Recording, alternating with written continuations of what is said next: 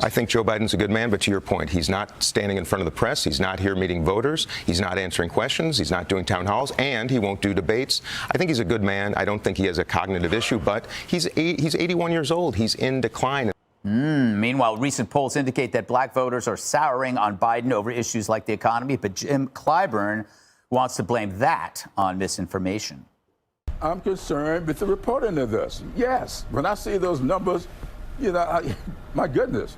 If there's any truth to the numbers, which I don't believe them, because I talk to black people all the time. I don't know where those numbers are coming from, but when you ask a question and someone is basing their opinion on incomplete information or misinformation, there's a lot of misinformation going on out here.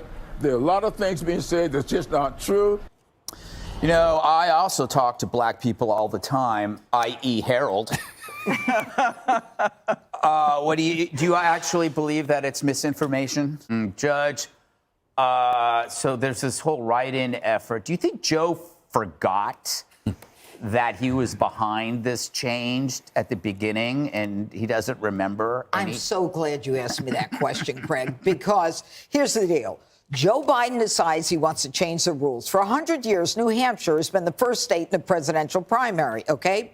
So Joe gets his pals at the DNC to change the rules. You know the DNC, they're the ones who, helped Hillary along and got rid of Sanders. You remember this, right? You mean Harold, but that's not a question. That's just, it's rhetorical, okay? So he directs the DNC to change the rules so South Carolina goes first. Why? Because South Carolina is where he wins with Jim Clyburn, and according to this guy Phillips, if you're 81 and in decline, Clyburn's 83 and in decline. That might explain why he doesn't understand the polls.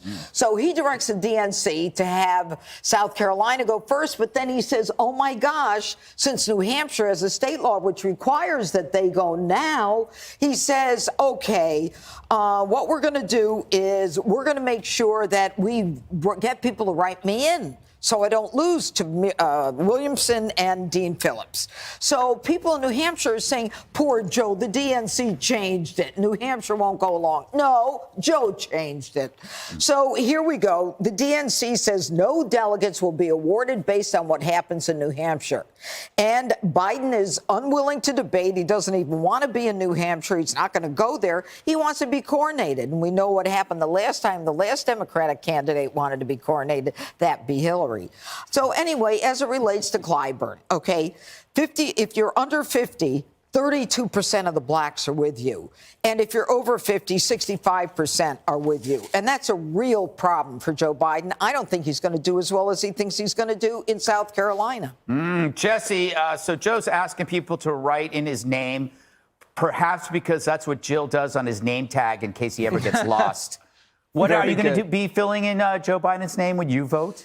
No, in the interest of full transparency, my uncle is in charge of the write-in for Biden campaign here in New Hampshire. He's a Democrat, you guessed it, state senator here. And I just got off the phone with him and he said they had to do it because the rule is in the state constitution. They have to have a primary. The DNC made a dumb decision and they just wanted to show their support for Joe Biden. So they raised money for signs and for all the grassroots efforts. I say, is this thing going to be close? Is he barely going to put away this Dean character? And he goes, I don't care. If he wins by one vote, it's fine with me. And Greg, I also talk to black people, too. And Harold tells me that black Americans are not happy with Joe Biden. The only thing that they've delivered to the black community is illegals. There you go.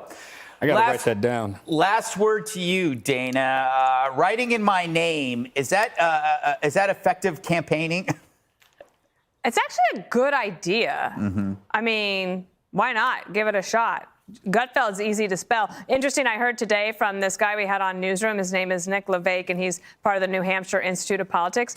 And apparently when they first put out the advertisement about doing the write-in campaign, they spelled Biden's name wrong. Which might be why you could just mark an X and they'll be like, okay, cool, that's for Biden. It is embarrassing for Biden to have to do this. He listened to the far left members and the activists of his party who said New Hampshire is just too white. What's interesting is that New Hampshire has a lot of history, one, we've already established that, but there are many college-educated white people who live in New Hampshire, and that is making up a big part of the president's base. So he should want to make sure that they are happy.